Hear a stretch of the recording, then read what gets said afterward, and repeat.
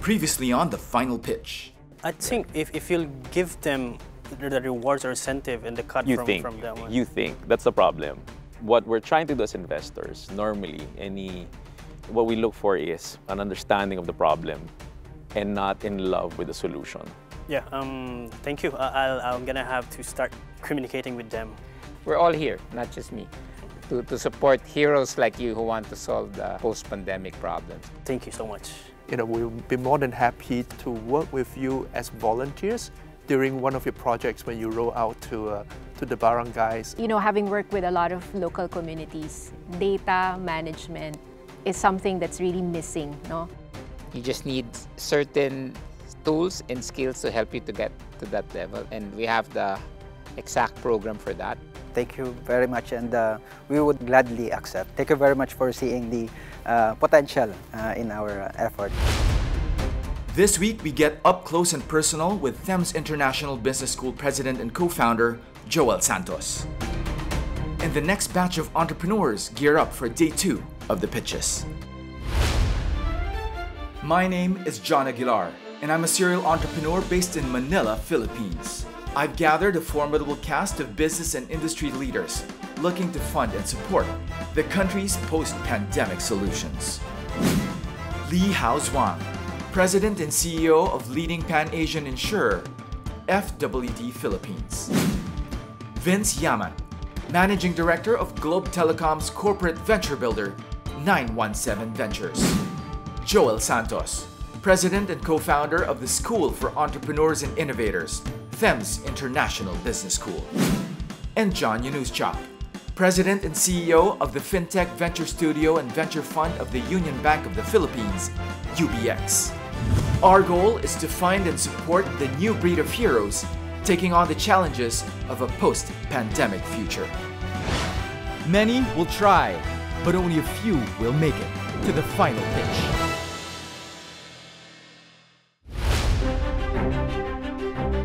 Joel Santos has over 25 years of experience in marketing, business development, impact investing, and entrepreneurial management in Southeast Asia.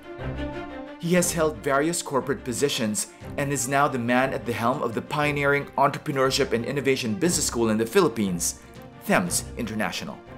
There was this option to be a lawyer, so I took up legal management. But then, one of the things I've always wanted to do was take up something on the environment. So when it came to my master's program, which I took in the UK, in the University of Bath, my master's is called, funny, Masters in Responsible Business Practice. It's a hippie course, diba?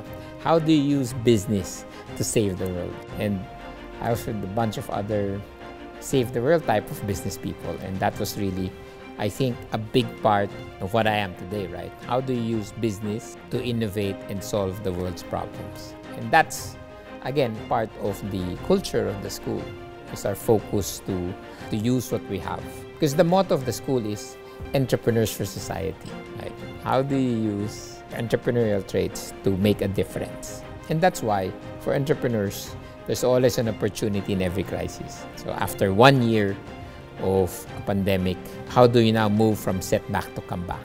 And that's the focus of 2021 for Thames. How do we help not just our students, but even the community? Before we started the school, I actually worked in Procter & Gamble, and I was an impact investor. So I was a corporate guy, then I became an entrepreneur as an impact investor. I was age 29, so I was pretty young to start a college. I was appointed among us in the board as managing director, and I stayed on for that role. However, I took a sabbatical, and where I went back to, I guess, my roots, right? I felt that I had to get out of the head of a school and go back to industry. So I left. I started another entrepreneurial venture and became an impact investor again. And I went back to corporate.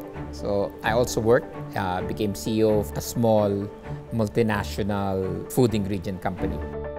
And after that experience and coming back in 2018, I felt, hey, maybe I'm ready to be the president. That journey of going back to being an entrepreneur, going back to corporate, and then entering the academe again, gave me a fresh perspective. And that's why, coming back in 2018, the first thing I did was to start the digital transformation of the institution, which was felt with its online learning delivery, which was a big bonus when the pandemic happened. This is Joel Santos from FEMS International Business School, and we welcome you to another edition of Ask DTI. Livecast by FEMS International Business School. We've already started it in 2018. People are rushing to do digital transformation now. When we say that the school is pioneering, we are reaping the fruits of that one today. We're also sharing the fruits of what we've learned by also helping other institutions to go to online learning. We're also helping other entrepreneurs who haven't done their own digital transformation do that by teaching them e-commerce. We're not saying we're the best in online learning. It just so happened we're 2 years ahead of everybody. So we've made more mistakes than any other school because we're 2 years ahead. And I think that was something we tried to share with the other institutions so that they don't have to make the same mistakes, they don't have to lose the same amount of money, and they won't go through the headache. Plus, they only had 3 months to actually convert to online, while we had 2 years. So we shared as much as we can to all the other institutions. So we are the training partner of the Department of Trade and Industry for e-commerce. We have helped a lot of the micro and small entrepreneurs go to e-commerce. And why? Pag wala kang e-commerce ngayon, you'd be lucky to survive, right? And so that's really what we do. We pioneer something and then we share. So that's the culture of the school. You don't think of Sir Joel as a professor. So we tend to think of Sir Joel as actually someone who drops in every so often to check on us. The nature of the course is that we have a lot of professionals come in, people with real life experience, real business experience teaching us. Apart from his session being one of the most fundamental sessions in the course, he was the first one who opened my eyes to how big the creative industry could be in the Philippines. He brought in a perspective that really essentially blew out the whatever limitations I thought the creative industry had. Sir Joel is inspiring. Even at a session level, he's inspiring because he's quite open about how he manages his business as well, how he manages STEMs. We learn from him too.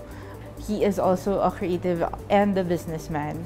And we see how he pivots when he needs to and how he faces challenges when he needs to. And that's actually the bigger part of what he's teaching us. When you're so passionate about what you're doing, it's like working. And then suddenly you realize you're unhealthy. So, midlife crisis. If I turned 40, I went back into triathlon. At that time, lahat na nagka-triathlon, midlife crisis. They wanna go back to feeling, kaya ko pa yan kasi athlete kami nung college kami, di ba? And I got injured, so I stopped everything, so I kind of gained weight. But the pandemic, again, there's an opportunity in every crisis. Don't waste the crisis. So I said, it's a time to go back to sports. I have extra time. So I used that extra hour saved from the traffic to go back to sports and my health. When we were allowed to run, I started running. When we were allowed to swim, I started swimming. When we were allowed to cycle, I started cycling. So I've been doing that. And I even went back to diving. Because you need to get out. You're so stressed. So what do? You go underwater. You go underwater, it's like totally different world, right? It makes you forget what's happening in the world and land. So mag 1 year anniversary na yung pandemic and I've lost 30 pounds just going back to sports and really focusing on health. So again, don't waste a crisis. There's always something to do. Extra time, saving from traffic. I'll do that to do sports and to spend more time with the family.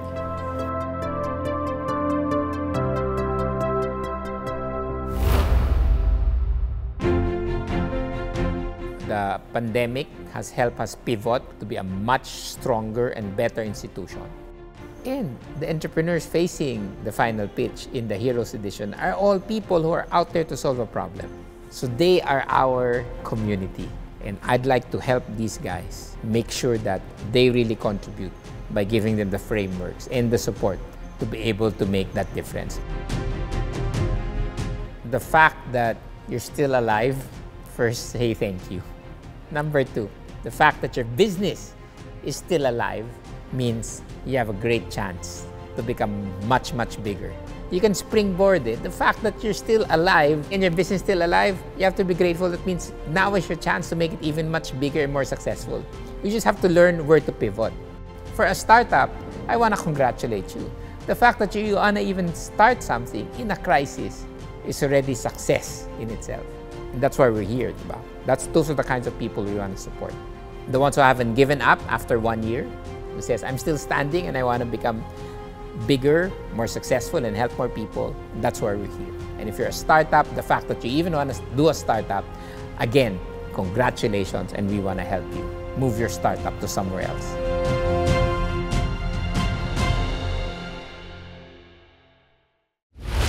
Up next. I'm Charles, and we are here to seek possible funding and partnership for our social protection chatbot, Bantay. The chatbot isn't the solution to the problem you're solving, right? They've been here for a while now, so I'm just looking for the underlying magic behind it.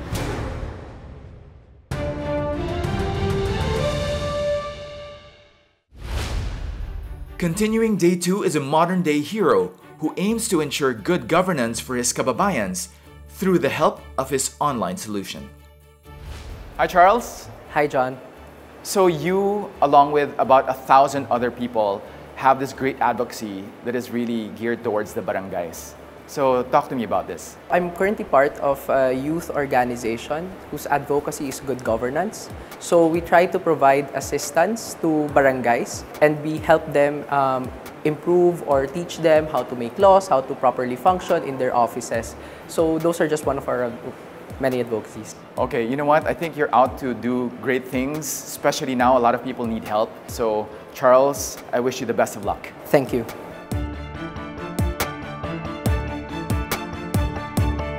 Hi, I'm Charles. I'm part of GoodGovPH, a youth organization focused on good governance. And we are here to seek possible funding and partnership for our social protection chatbot, Bantay. At present, we've already fulfilled around almost 60% of our funding goal at 520,000 pesos. And we're seeking an additional 460,000 pesos as a loan with a 6% interest rate per annum. And in exchange with our partner investor getting exclusive ad placements with our platforms and in the future our mobile application. So why did we start Bantay? And I have a prop here. So it all started with this 500 peso bill. For some of us, this 500 peso bill is the cost that we spend in Starbucks for our daily morning coffee runs. But for 3.8 million social pensioners or indigent senior citizens that we have, lives on 50 pesos a day and receives the 500 pesos monthly social pension, that's a 10-day additional lease of life. And for those 11.2 SAP beneficiaries that we have that has lost their means of livelihood, their business, or their employment during this pandemic, the 5,000 to 8,000 pesos they receive from SAP is another month of survival. And we identified that in most cases, these individuals or the recipients are being unjustly excluded from these programs, or at worst, they have faced significant delay before they're able to receive the aid granted or due to them. And this problem is usually based on three things. The first one is the information gap that exists right now between the recipients, the law, and the distributing organization, because the law is too complex for our recipients to understand them. And it usually suffers from distributional inefficiencies that has invisibilized causes that the bureaucracy cannot see today. And finally, scrupulous individuals are taking advantage of the lack of awareness of the rights of these recipients, or at worst, their lack or their inability to enforce their claims, assuming they have one, to actually corrupt and take the money away from them. That's why we created the Bantay chatbot. So the Bantay chatbot is the social protection chatbot. It works under a decision tree algorithm to allow the recipients to simply chat, ask questions, and the Bantay chatbot will give them recommendations that has been professionally vetted by the lawyers of GoodGovPH. Aside from that, we also create accountability reports so that they're able to remedy it. And finally, and the most important part is, we have an automated form generator. And these are actionable documents such as complaint forms. Assuming you have an entitlement, you can easily download one from Bantay and file it with the relevant agencies and enforce your claim. So this is how it works. So you simply chat with Bantay. If you want to access Bantay as well, you can simply go to our Facebook page and start your chat with Bantay. So we currently have an existing prototype for it. The business model of Bantay is simple. So the initial recommendations are free, and we charge 20 pesos for our legal forms or the actionable documents, as well as any human consultation that they would need. This amount is enough for us to be sustainable in the long run. And what's more, aside from that, we're going to provide ads as well as corporate partnerships. We're going to partner with corporations with CSR initiatives which have aligned values to us. And finally, we're willing to white label our product to our barangay counterparts or our LGU so that they can improve their service. So we hope you're going to partner with us, with Bantay, to making good governance just a chat away. Maraming salamat po. The chatbot isn't the solution to the problem you're solving, right? Because chatbots they've been here for a while now, so I'm just looking for the underlying magic behind it. If it were to go beyond.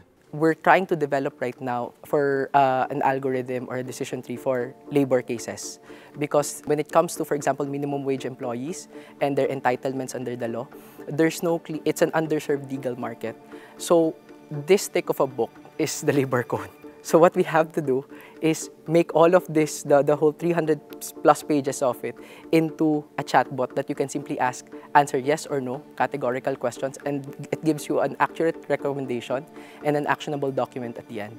Although a chatbot by itself as a program, there's no real magic into it, I agree, but it all boils down to the dedicated lawyers we have in our team to make the magic happen. I work with a lot of local government units and barangay units. We're holding a resiliency exchange. It's some sort of forum and conference in July. I would like to invite you to present this one because in that venue, in that platform, you will have access to a lot of different LGUs. Ashoka could help make the introductions for you. I feel that this is something valuable to different LGUs, so if you're open to that one, you could make the introductions and connect you with your partners. Yes, definitely. We're going to be very open to that. Great. Galing. Good governance is one of the real solutions to get us from now to a better future. I'll give you two offers. One is I'll give you access to a minimum of 1 million to 2 million who would avail of this service automatically. To get you to adjust your product to that particular 1 to 2 million guaranteed market who would need this application. Then I give you a full scholarship on the ICE program so that more or less we know that after the 3 months, we are really ready to address that 1 to 2 million guaranteed that would need this immediately. I hope it can be a model of good governance, right information at the right time to the right segment, because they deserve it, because everybody paid taxes for that one, and they deserve that kind of services. So that's my offer to you now. Congratulations, you're doing really a great job. We're willing to accept the offer. I think we just have to discuss what those are because we want to make sure that it's still aligned with the vision of Bantay. Thank you. Thank you very much. Thank you. Thank you. More than funding, we actually wanted mentorship. And when we got the opportunity from Thames and Ashoka to partner with them, actually, we really loved the idea because that will really help us grow the project significantly. It is accessible legal advice, right? Yeah. Which is a lot Filipinos don't have access to. Right. We're helping a segment to avail of that benefit right away. And the challenge is, how do I scale up? Because there's so many of them, and he can actually hopefully be a solution so that they can avail of it immediately, because the budget's untouched. Well, I think it's really generous and really good of you to make available, right? That 1 to 2 million to him straight away. I think that will really help him accelerate his mission. I think it's both. He's also offering a solution, right? Which is it's a great solution. So I hope we can build it. If he accelerates with you, give me a call. Yes. Up next. You have failed so many times, but you've always seen everything as day one. In my mind, you are a hero already. Can I take a little break?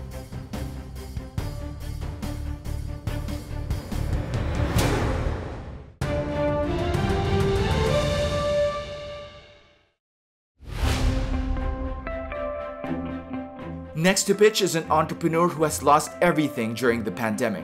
He now plans to bounce back and start his day one with a new startup idea.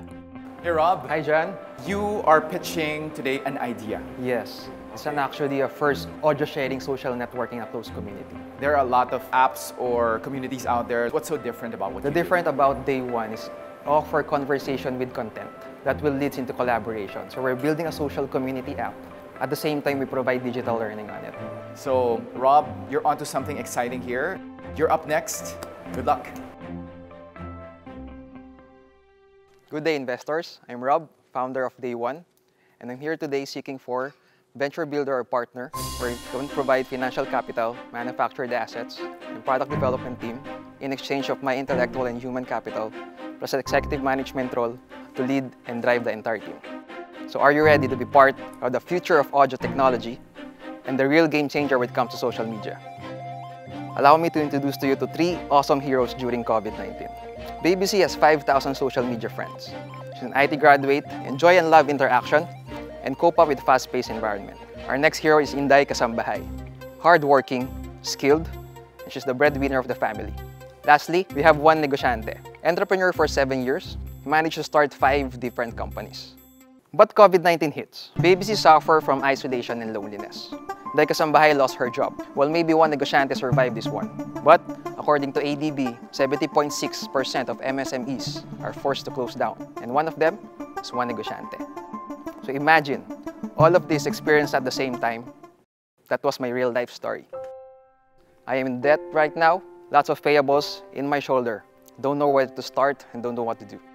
I looked for a solution, and I found out that for us to adopt in this changing world, we have to be more resilient. And human resilience is directly connected into a personal connection wherein we can be in a group or community.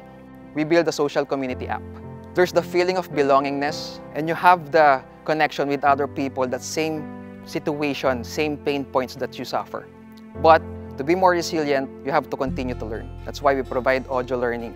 After learning, we promote collaborative commerce. So why audio? It's 27% more effective in conversation and advertising because it's more relevant. And it's low data usage cost. We can listen anytime, anywhere, even our screen are off.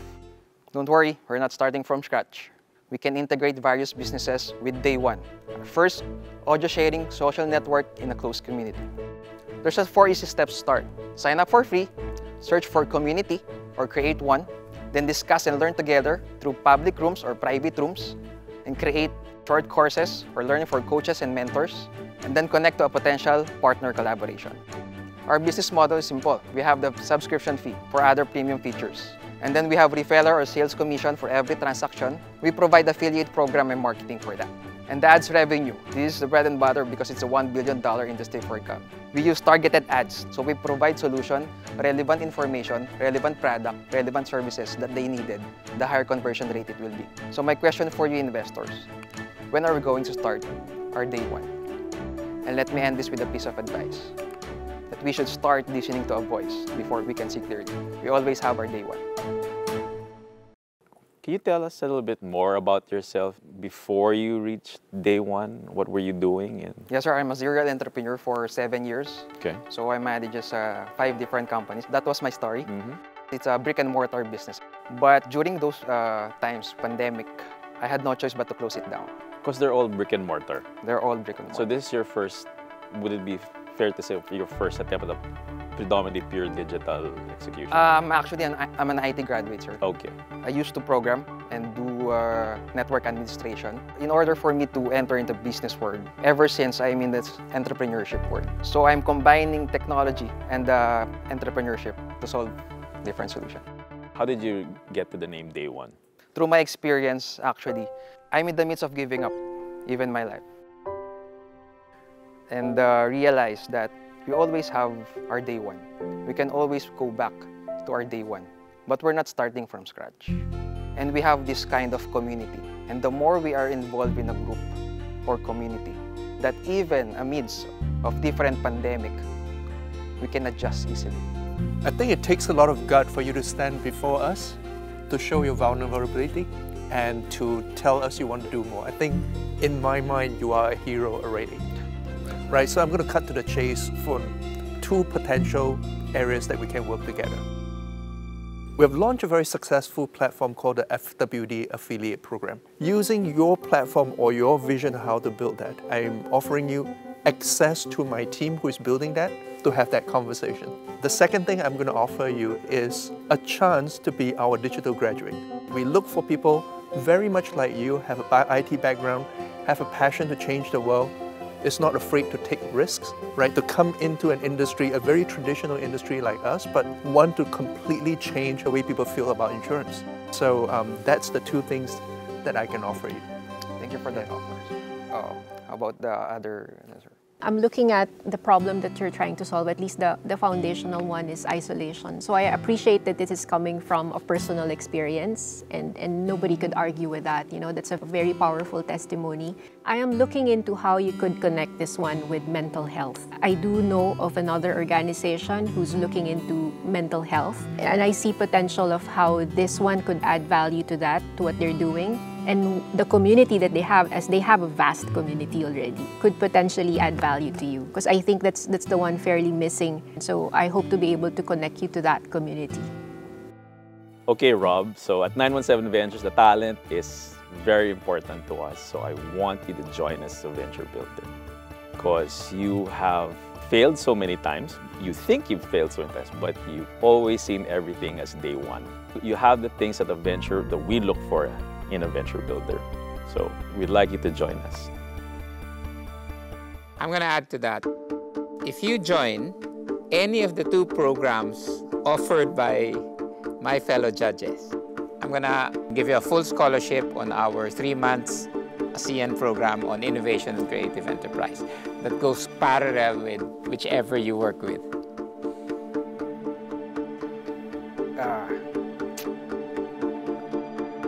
Can I take a little break?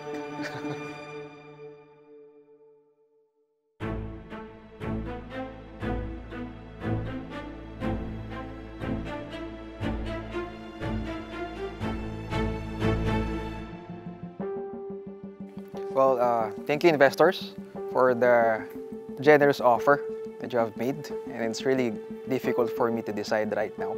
Really have a great offer, Lee Hao, when it comes to having part of the FWD insurance. It's really great offer when it comes to 917 Venture as well, for me to really bounce back. Sir Joel, when it comes to the mentorship program, I'm thanking you in advance. And the investor that will be part of is Sir 917V. Rob, congratulations. I'm a little disappointed you didn't choose us, but I think you are right in going with 917. They're a great company. And in fact, we're neighbors, so when you join them, we can possibly work on future projects together. What's the good thing about having in day one? We have a collaborative commerce here. Yeah. Thank you. Congrats, man. Congrats, and I'll see you also in the program. Sure. Thank you so much.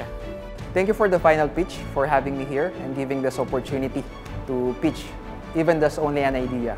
And for other viewers that have an idea or have an entrepreneurship heart, just continue and never give up. Just be ready whenever the opportunity knocks at your door. Congrats, man. That is good. I think it's a good talent. He's a good guy, huh? No, He's... Yeah. It's, he seems to bounce back, so maybe he just needs a break, right? After when he joins you, let's catch up together and then we can work out something. You'll be our first client. Yes. Thank you guys for offering. A true hero. Yeah. A true hero. Next time on The Final Pitch, it's time to get to know more about the president of UBX, John Yanuschak. And day 2 of the pitches continues. We are the Ateneo Tulong Sulong program. Our desire is to help others advance their lives. I do have to point out there's a gap that I see in the model. In the end, right, a lockdown happens in the community, whatever livelihood project, it's closed.